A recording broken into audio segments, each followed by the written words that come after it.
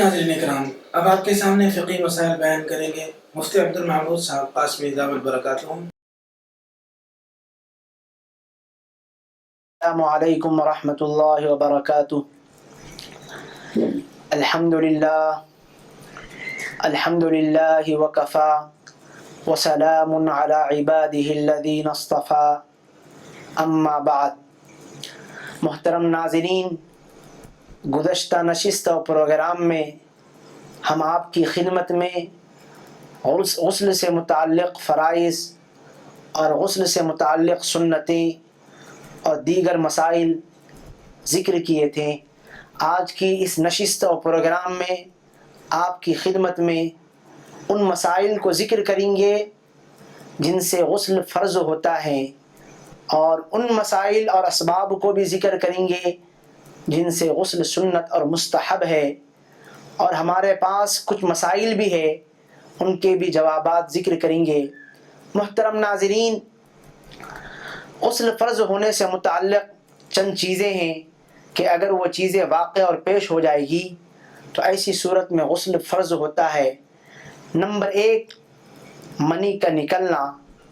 کوئی جوان ہے اور اس سے منی نکلی ہے اور منی خارج ہوئی ہے تو غسل فرض ہو جائے گا۔ محترم ناظرین، منی کس کو کہتے ہیں؟ اس سلسلے میں حضرت عائشہ صدیقہ رضی اللہ تعالی عنہا سے اس کی تعریف منقول ہے۔ فرمایا، منی وہ بھاری بھرکم پانی کہلاتا ہے جو سر چشمہ شہوت ہوتا ہے اور جس کے نکلنے پر غسل کا وجوب ہوتا ہے۔ چنانچہ اس تعریف سے یہ بات سمجھ میں آتی ہے کہ منی شہوت کے ساتھ نکلتی ہے اور اس کے اندر دفق کی کیفیت ہوتی ہے، اچھال کی کیفیت ہوتی ہے۔ اس کے نکلنے سے مرد پر غسل فرض ہو جاتا ہے۔ نبی پاک صلی اللہ علیہ وسلم نے حضرت علی سے فرمایا تھا کہ جب تم سے پانی اچھل کر نکلے تو غسل جنابت کرو، اور اچھلے بغیر نکلے تو غسل کرنے کی ضرورت نہیں ہے۔ چنانچہ یہ روایت مسند احمد کی ہے۔ اس سے بات معلوم ہوتی ہے کہ منی نام ہے اس رطوبت کا جس کے اندر شہوت بھی پائے جائے نکلنے کی صورت میں، اور اچھل کر نکلے تب غسل فرض ہوگا۔ سنن ابو داود میں ہے کہ رسول اللہ صلی اللہ علیہ وسلم نے حضرت علی سے فرمایا تھا کہ جب تم پانی کے اچھلنے کو دیکھو تو غسل کر لیا کرو۔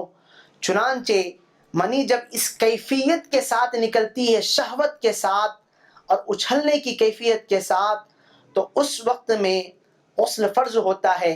اگر یہ کیفیت نہیں پائی گئی، بیماری کی وجہ سے بغیر کسی شہوت اور بغیر کسی اچھال کے خارج ہو جاتی ہے یہ رطوبت، تو ایسی صورت میں غسل فرض نہیں ہوتا ہے۔ چاہے منی کا نکلنا حالت بیداری میں ہو یا پھر حالت نیند میں ہو، غسل فرض ہوگا۔ جب کبھی بھی منی نکلے گی بشرطے کہ شہوت کے ساتھ نکلنا ضروری ہے اور اس کے اندر اچھال کی کیفیت کا پایا جانا ضروری ہے۔ ان کیفیتوں کے ساتھ منی خارج ہوگی تو کتب فقہ سے اور احادیث کی روشنی سے یہ بات ثابت ہوتی ہے کہ ایسے بندے پر غسل فرض ہوگا۔ اور یہ منی کے اچھلنے کی کیفیت عورت کے ساتھ بھی پیش آتی ہے۔ کسی خاتون کی منی خارج ہو جائے اسی کیفیت کے ساتھ تو اس پر بھی غسل فرض ہوگا۔ چنانچہ ایک روایت ہے، ایک مرتبہ حضرت ام سلیم رضی اللہ تعالی عنہا خدمت اقدس میں حاضر ہو کر عرض کیا، یا رسول اللہ، مرد کی طرح عورت بھی جب کوئی شہوانی خواب دیکھیں تو کیا اس پر بھی غسل واجب ہوتا ہے؟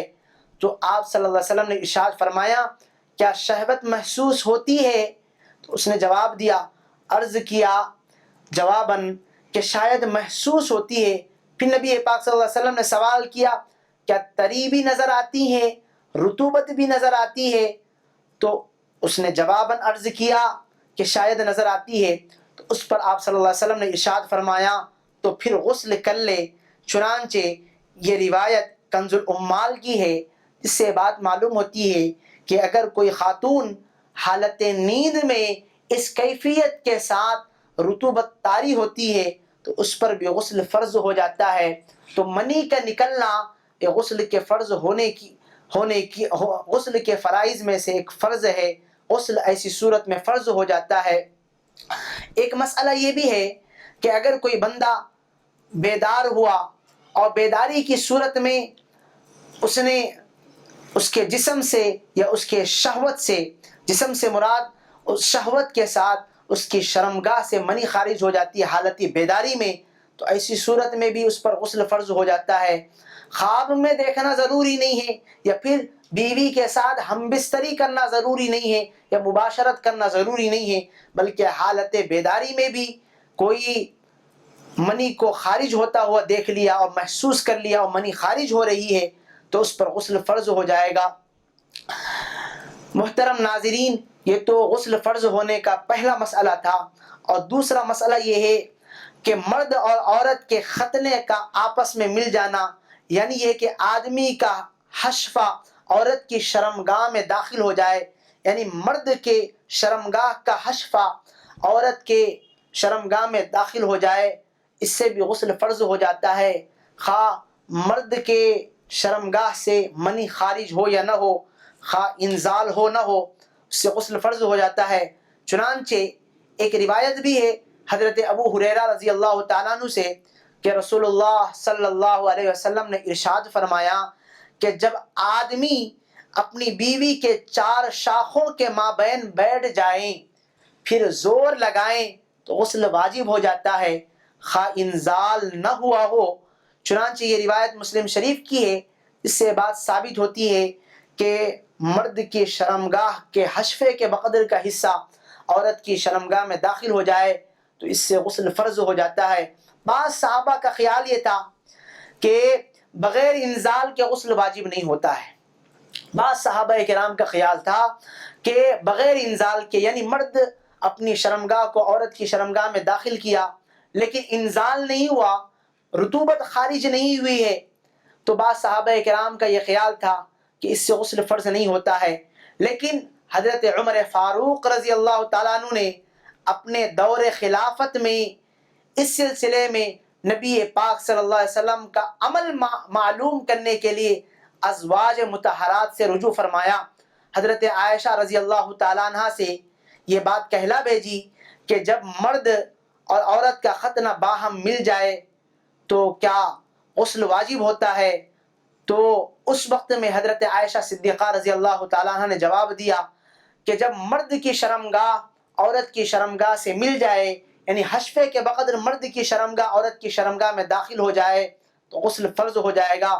اسی وقت میں حضرت عمر فاروق رضی اللہ تعالیٰ عنہ نے عام اعلان کرا دیا کہ آج کے بعد جو کوئی بھی ام المؤمنین کی اس رائے کے خلاف کرے گا تو اس کو سخت سزا دوں گا۔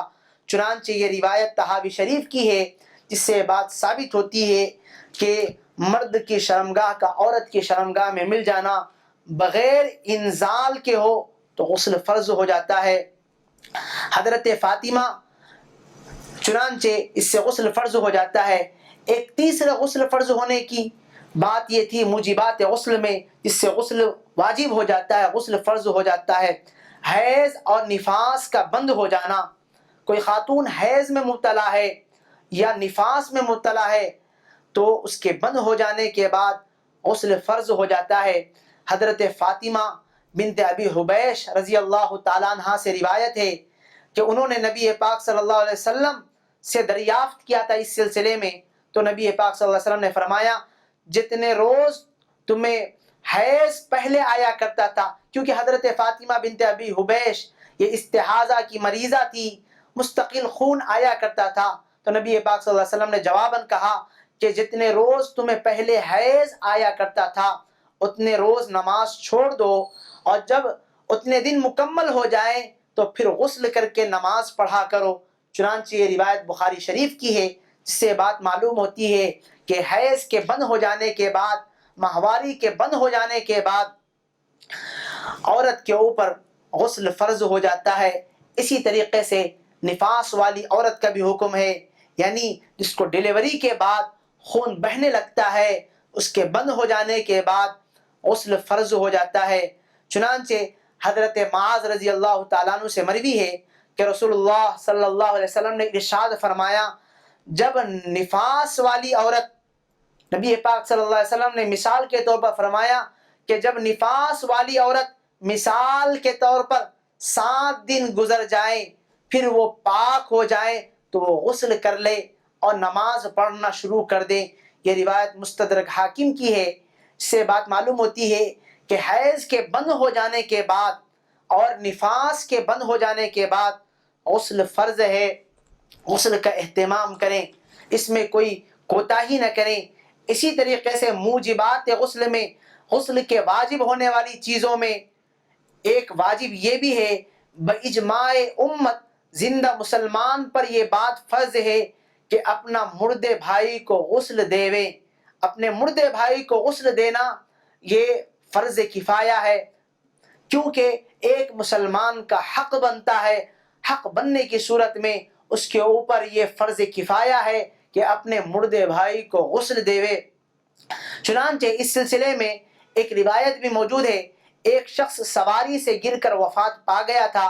آپ صلی اللہ علیہ وسلم نے ان کے لواحقین سے فرمایا تھا، ان کے وارثین سے فرمایا تھا کہ اس کو پانی اور بیری کے پتوں سے غسل دو اور کپڑوں میں کفن دو۔ چنانچہ یہ روایت بخاری شریف کی ہے، جس سے بات ثابت ہوتی ہے کہ اپنا کوئی مردہ بھائی ہے تو اس کو غسل دینا یہ ہمارے لیے فرض کفایہ ہے۔ اگر کسی نے غسل دے دیا تو ہمارے ذمے سے بھی وہ فرض کفایہ ساقط ہو جائے گا۔ خود نبی پاک صلی اللہ علیہ وسلم جب اس دنیا سے پردہ فرما گئے تھے، صحابہ کرام نے غسل دیا تھا۔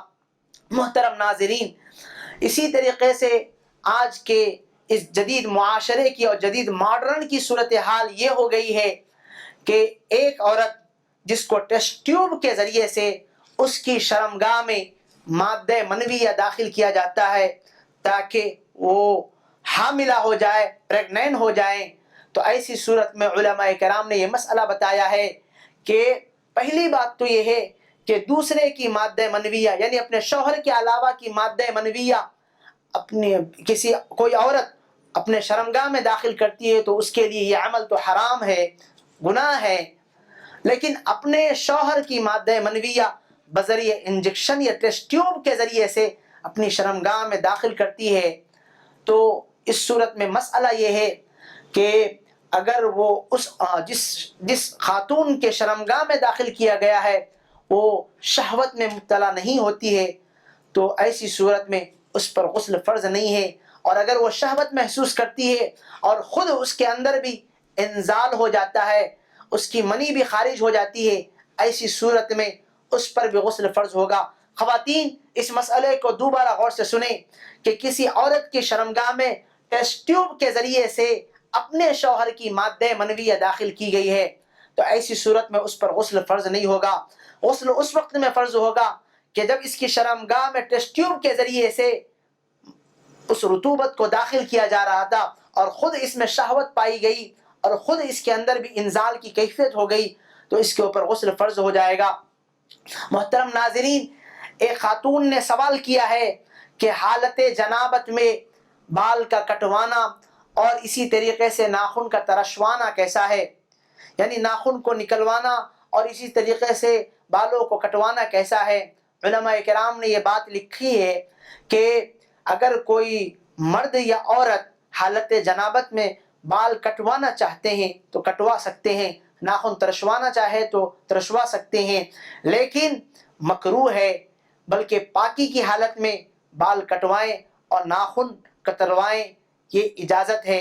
اور اگر کوئی ناپاکی کی حالت میں ہی کرنا چاہے تو علماء کرام نے مسئلہ لکھا ہے کہ ایسی صورت میں مکروہ ہے۔ فتاوی عالمگیری میں مسئلہ لکھا ہوا ہے کہ ناپاکی کی حالت میں بال کا کٹوانا اور ناخن کا ترشوانا مکروہ ہے۔ دوسرا مسئلہ، ایک خاتون نے سوال کیا ہے کہ ہمارے شوہر ناپاک ہوتے ہیں اور کوئی پانی پی لیتے ہیں تو ان کا بچا ہوا پانی ہمارا پینا درست ہے یا نہیں ہے، یا پھر وہ ناپاکی کی حالت میں ہوتے ہیں تو ان کا بچا ہوا پانی ہم استعمال کرتے ہیں۔ اسی طریقے سے ایک مرد نے بھی یہ سوال کیا ہے کہ میری بیوی ناپاک ہوتی ہے، ماہواری میں ہوتی ہے، پیریڈ ٹائمز اس کے چلتے رہتے ہیں، کوئی پانی وہ استعمال کرتی ہے اور اس کا بچا ہوا پانی میں استعمال کرنا چاہتا ہوں تو کیا مجھ پر اس ناپاک عورت کے پانی کے استعمال کرنے کی وجہ سے مجھ پر بھی غسل فرض ہو جائے گا؟ غسل فرض نہیں ہوگا۔ اسی طریقے سے ناپاک مرد یا عورت کا بچا ہوا پانی استعمال کرنے میں کوئی قباحت بھی نہیں ہے اور کوئی کراہت بھی نہیں ہے۔ اسی طریقے سے ناپاک مرد اور عورت کا پسینہ بھی ناپاک نہیں ہے، بلکہ اگر کپڑے سے لگ جائے تو کپڑے ناپاک نہیں ہوتے ہیں۔ ہاں البتہ اس پسینے کے ساتھ کوئی نجاست لگ جائے، نجاست حقیقیہ یا کوئی اور گندی نجاست لگ جائے جس کو شریعت میں نجاست کہتے ہیں، تو ایسی صورت میں وہ پسینہ ناپاک ہوگا، ورنہ تو وہ پسینہ ناپاک نہیں ہے۔ محترم ناظرین، آپ نے تو یہ مسائل سماعت فرمائے ہیں کہ کن چیزوں سے غسل فرض ہوتا ہے، کن چیزوں سے غسل واجب ہوتا ہے۔ ہم ان مسائل کا ذکر کرتے ہیں کہ جن چیزوں کا حالت جنابت میں کرنا جائز نہیں ہے، شریعت نے ان چیزوں کو حالت جنابت میں کرنے سے منع کیا ہے۔ چنانچہ پہلی بات یہ ہے کہ حالت جنابت میں نماز پڑھنا یا سجدے تلاوت کرنا یا پھر اسی طریقے کا کوئی اور سجدہ جیسے کہ سجدے شکر کرنا منع ہے، شریعت نے اجازت نہیں دی ہے۔ اس سلسلے میں اللہ جل شانہ نے ارشاد فرمایا، اگر تم جنابت کی حالت میں ہو تو سارا بدن پاک کرو، اس کے بغیر نماز پڑھنے کی اجازت نہیں ہے۔ اور اللہ کے نبی علیہ الصلوۃ والسلام نے بھی ارشاد فرمایا، اللہ تعالیٰ پاکیزگی کے بغیر کوئی نماز قبول نہیں کرتا ہے۔ چنانچہ یہ روایت مسلم شریف کی ہے۔ اس سے بات معلوم ہوتی ہے کہ اگر کوئی بندہ نماز پڑھنا چاہتا ہے تو اس کے لیے پاک ہونا ضروری ہے، پاکی کے بغیر نماز نہیں پڑھ سکتا ہے، نہ سجدے تلاوت کر سکتا ہے، نہ سجدے شکر کر سکتا ہے۔ اسی طریقے سے حالت جنابت میں اللہ کے گھر کا یعنی بیت اللہ کا طواف کرنا، اس کی بھی شریعت میں اجازت نہیں دی ہے۔ اللہ تعالیٰ نے ارشاد فرمایا، بیت اللہ کا طواف بھی نماز ہی ہے۔ چنانچہ یہ روایت نسائی شریف کی ہے۔ اس سے بات معلوم ہوتی ہے کہ بیت اللہ کے طواف کے لیے بھی وہی احکامات ہے جو نماز کے لیے ہے، لہٰذا کوئی بندہ حالت جنوبی میں یا حالت ناپاکی میں اللہ کے گھر کا طواف نہیں کر سکتا ہے، اور اگر کوئی طواف کر لیا تو طواف کا اعادہ کرنا ضروری ہے، اور اگر طواف کا اعادہ بھی نہیں کیا تو دم دینا ضروری ہوگا۔ یہ دوسرا مسئلہ ہے کہ جن کو حالت جنابت میں نہیں کیا جا سکتا ہے۔ تیسری بات یہ ہے کہ حالت جنابت میں قرآن پاک کو چھو بھی نہیں سکتے ہیں۔ قرآن پاک کے چھونے کے لیے اللہ جل شانہ نے ارشاد فرمایا کہ لا یمسہ الا المطہرون۔ اللہ کے نبی علیہ الصلوۃ والسلام نے ارشاد فرمایا، طبرانی کی روایت ہے، قرآن پاک کو پاک آدمی ہی چھوئے، اور قرآن پاک کی آیت سے لا یمسہ الا المطہرون، قرآن کو نہ چھوئے مگر پاک لوگ، لہٰذا کوئی ناپاک آدمی قرآن پاک کو نہیں چھو سکتا ہے، اس کو چھونے کی اجازت نہیں ہے۔ اسی طریقے سے قرآن پاک کی تلاوت بھی ناپاک شخص نہیں کر سکتا ہے۔ قرآن پاک کی تلاوت کے لیے بھی پاک ہونا ضروری ہے۔ پاک سے مراد حالت جنابت میں نہ ہو۔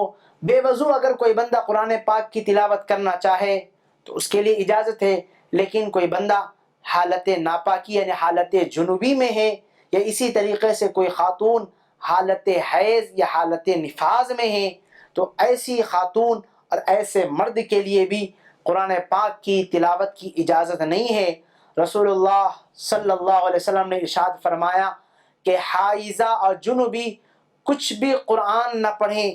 چنانچہ یہ روایت ترمذی شریف کی ہے، جس سے بات معلوم ہوتی ہے کہ حائضہ اور جنوبی قرآن مجید کی تلاوت نہیں کر سکتے ہیں۔ ایک اور روایت ہے، حضرت علی رضی اللہ تعالیٰ عنہ سے مروی ہے کہ رسول اللہ صلی اللہ علیہ وسلم ہم کو حالت جنابت کے علاوہ ہر حالت میں قرآن پاک پڑھایا کرتے تھے۔ حالت جنابت میں رسول اللہ صلی اللہ علیہ وسلم ہم کو نہیں پڑھاتے تھے۔ یہ روایت بھی ترمذی شریف کی ہے، جس سے یہ بات معلوم ہوتی ہے کہ حالت جنابت میں قرآن مجید کی تلاوت یا حالت حیض اور حالت نفاذ میں قرآن پاک کی تلاوت کی بھی اجازت نہیں ہے۔ عبداللہ ابن رواحہ سے مروی ہے رضی اللہ تعالیٰ عنہ، وہ فرماتے ہیں کہ رسول اللہ صلی اللہ علیہ وسلم نے ہم کو حالت جنابت میں قرآن پڑھنے سے منع فرمایا ہے۔ یہ روایت دارقطنی کی ہے۔ اس سے بھی یہ بات معلوم ہوتی ہے کہ حالت جنابت میں قرآن مجید کی تلاوت نہیں کی جا سکتی ہے۔ البتہ اگر کوئی خاتون یا کوئی مرد بطور ذکر کے، نہ کہ تلاوت کی نیت سے بلکہ بطور ذکر اور بطور دعا کے قرآن مجید کی کوئی آیت تلاوت کرتا ہے یا کرتی ہے تو اس کے لیے شریعت میں اس بات کی اجازت دی ہے قرآن پاک کی ان تلاوت کو بطور دعا کے یا بطور ذکر کے کر سکتے ہیں۔ جیسے کہ ابھی ایک خاتون نے سوال کیا ہے کہ میں حالت حیض میں ہوں، یعنی ماہواری میں ہوں، تو کیا میں اپنے بچے کے اوپر بطور دعا کے سورہ فاتحہ کی تلاوت کر کے دم کر سکتی ہوں بطور دعا کے؟ تو اس سلسلے میں فقہاء کرام نے یہ مسئلہ لکھا ہے کہ بطور دعا کے کوئی بندہ یا بندی قرآن مجید کی تلاوت یا بطور ذکر کے کرنا چاہے تو ان کے لیے اجازت ہے۔ چنانچہ اس سلسلے میں ایک روایت بھی ہے، حضرت عائشہ صدیقہ رضی اللہ تعالیٰ عنہ فرماتی ہے کہ رسول اللہ صلی اللہ علیہ وسلم ہمہ وقت ذکر کیا کرتے تھے۔ یہ روایت مسلم شریف کی ہے، اس سے بات معلوم ہوتی ہے کہ اگر کوئی حالت جنابت اور حالت حیض اور نفاس میں قرآن مجید کی تلاوت بطور ذکر کے یا بطور دعا کے کرنا چاہے تو شریعت نے اس کی اجازت دی ہے۔ اسی طریقے سے ایک خاتون نے یہ مسئلہ بھی دریافت کیا ہے کہ ہم مدرسے میں پڑھتے ہیں اور قرآن مجید کی تلاوت کرتے ہیں، ہماری ماہانہ یہ بیماری لگی ہوئی رہتی ہے، حالت حیض میں اب قرآن مجید نہ پڑھیں تو اتنے دن سبق رک جائے گا اور بند ہو جائے گا، نقصان ہوگا۔ تو فقہاء کرام نے یہ مسئلہ لکھا ہے کہ قرآن مجید کی آیتوں کو ٹکڑے ٹکڑے، مکمل کوئی جملہ نہ پڑھے بلکہ ٹکڑے ٹکڑے کر کے پڑھیں تاکہ وہ پابندی بھی رہیں اور پھر ان میں ناغہ بھی نہ ہو۔ لہٰذا علماء کرام نے یہ مسئلہ لکھا ہے کہ کوئی لڑکی حافظ قرآن ہے، حفظ کرنا چاہتی ہے یا قرآن مجید کی تلاوت کرنا چاہتی ہے مدرسے میں، تو قرآن پڑھنا ضروری ہے، ورنہ اس کے بغیر ناغہ ہونے کے امکانات ہے اور بہت زیادہ نقصان ہونے کے امکانات ہے۔ لہٰذا ان اوقات میں قرآن مجید کے جملے کو مکمل طریقے سے نہ پڑھے بلکہ ٹکڑے ٹکڑے کر کے پڑھیں۔ علماء کرام نے اور کتب فقہ میں اس بات کی اجازت دی گئی ہے۔ چنانچہ ایک اور بات ہے کہ جن کو حالت جنابت میں کرنا جائز نہیں ہے، یعنی مسجد سے گزرنا بھی حالت جنابت میں جائز نہیں ہے، یا اسی طریقے سے حالت جنابت میں مسجد میں اعتکاف کرنا بھی جائز نہیں ہے۔ اس سلسلے میں ایک روایت حضرت عائشہ صدیقہ رضی اللہ تعالیٰ عنہ کی ہے، وہ فرماتی ہیں کہ رسول اللہ صلی اللہ علیہ وسلم ایک دفعہ تشریف لائے تو دیکھا کہ صحابہ کے گھروں کے دروازے مسجد میں کھلے ہوئے ہیں، یعنی مسجد سے لگے ہوئے صحابہ کرام کے گھر تھے اور ان کے دروازے مسجد کے اندر کھل رہے تھے۔ تو اس موقع پر نبی پاک صلی اللہ علیہ وسلم نے ارشاد فرمایا، ان گھروں کے دروازوں کے رخ کو مسجد سے پھیر دو، اس لیے کہ میں کسی حائضہ اور جنوبی کے لیے مسجد کو حلال نہیں سمجھتا ہوں۔ لہٰذا اس کے بعد سارے صحابہ کرام کے گھروں کے دروازوں کو مسجد سے پھیر دیا گیا، کیونکہ جب دروازے مسجد کے اندر کھلے رہیں گے اور مسجد سے گزرنا پڑے گا، پانی کی ضرورت پیش آئے گی یا کسی اور موقع پر ضرورت پیش آئے گی تو حالت ناپاکی میں مسجد سے گزرنا پڑے گا، اور مسجد سے گزرنا حالت ناپاکی میں اس کی اجازت نہیں دی ہے۔ نبی پاک صلی اللہ علیہ وسلم نے اسی لیے ارشاد فرمایا ہے، ابو داود کی روایت فرمایا کہ میں کسی حائضہ اور جنوبی کے لیے مسجد کو حلال نہیں سمجھتا ہوں، لہٰذا کوئی اس سے نہ گزرے۔ لہٰذا اس سے یہ بات ثابت ہوتی ہے کہ جنوبی حالت میں یا نفاس والی حالت میں مسجد میں داخل نہیں ہو سکتے ہیں اور مسجد میں اعتکاف بھی نہیں کر سکتے ہیں۔ محترم ناظرین، آپ نے سماعت فرمایا کہ کن کن مواقع پر حالت ناپاکی میں کن کن چیزوں کو کرنے کی شریعت نے اجازت نہیں دی ہے اور کون چیزیں منع ہیں اور کون چیزوں کی اجازت دی ہے شریعت میں۔ ان مسائل کو آئندہ ہم اگلی نشست میں ذکر کریں گے۔ ہم امید کرتے ہیں محترم ناظرین اگلی نشست میں ضرور شامل رہیں۔ دعا کریں کہ اللہ جل شانہ ہم سب کو ان مسائل سے استفادہ کی توفیق عطا فرمائیں۔ آمین وآخر دعوانا ان الحمد للہ رب العالمین۔ محمد کیا آپ نے کبھی سوچا کہ ہمیشہ ایسا کیوں ہوتا ہے؟ ہمیشہ ایسا کیوں ہوتا ہے کہ ایک عیسائی نن جب اپنا سارا جسم ڈھانکتی ہے تو اسے بڑی عزت دی جاتی ہے کہ اس نے اپنے آپ کو ایشور کے حوالے کر دیا، پر جب کوئی مسلمان عورت ایسا کرتی ہے تو لوگ کہتے ہیں کہ وہ ظلم کا شکار ہے؟ ہمیشہ ایسا کیوں ہوتا ہے کہ ایک یہودی یا سکھ داڑھی رکھتا ہے تو وہ اپنے دھرم کا پالن کر رہا ہے، پر جب کوئی مسلمان داڑھی رکھتا ہے تو وہ کٹر پنتھی کہلاتا ہے؟ ہمیشہ ایسا کیوں ہوتا ہے کہ جب کوئی استری گھر پر سارا سمے بتاتی ہے، اپنے بچوں کا خیال رکھتی ہے تو وہ بہت بڑا بلیدان دے رہی ہے، پر جب کوئی مسلمان استری ایسا کرتی ہے تو لوگ کہتے ہیں کہ وہ چار دیواری میں قید ہے اور اسے آزادی ملنی چاہیے؟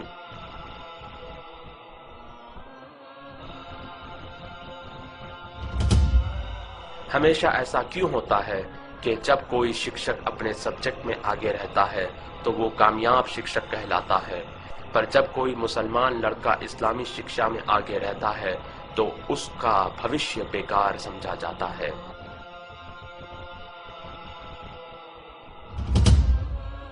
ہمیشہ ایسا کیوں ہوتا ہے کہ جب کوئی یہودی یا عیسائی کسی کا خون کرتا ہے تو اس کا دھرم نہیں بتایا جاتا، پر جب کوئی مسلمان کسی جرم میں پکڑا جاتا ہے تو اسلام کو بدنام کیا جاتا ہے؟ ہمیشہ ایسا کیوں ہوتا ہے کہ کوئی بھی لڑکی کسی بھی طرح کے کپڑے پہن کر کالج جا سکتی ہے، پر جب مسلمان لڑکی حجاب پہن کر کالج جاتی ہے تو اسے گیٹ پر ہی روک دیا جاتا ہے؟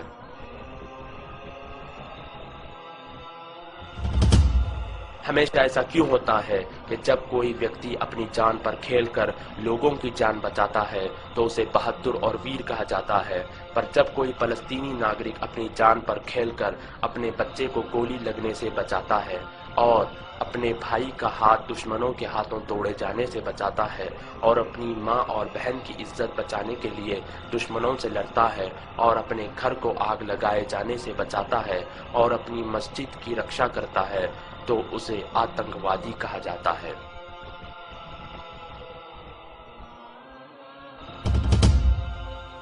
ہمیشہ ایسا کیوں ہوتا ہے کہ ہم کسی بھی پرکار کی سمسیا کے لیے کوئی بھی سمادھان لے لیتے ہیں، پر جب اس کا اتر ہمیں اسلام میں ملتا ہے تو ہم انکار کر دیتے ہیں؟ ہمیشہ ایسا کیوں ہوتا ہے کہ جب کوئی ڈرائیور بیہودہ انداز سے کار چلاتا ہے تو کوئی کار کو دوشی نہیں ٹھہراتا، مگر جب کوئی مسلمان غلطی کرتا ہے تو اسلام کو دوشی ٹھہرایا جاتا ہے؟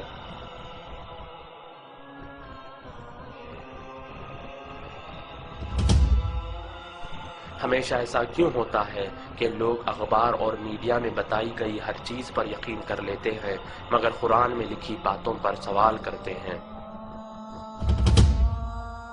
پر ان ساری چیزوں کے باوجود آج پوری دنیا میں سب سے تیزی سے پھیلنے والا دھرم اسلام ہے۔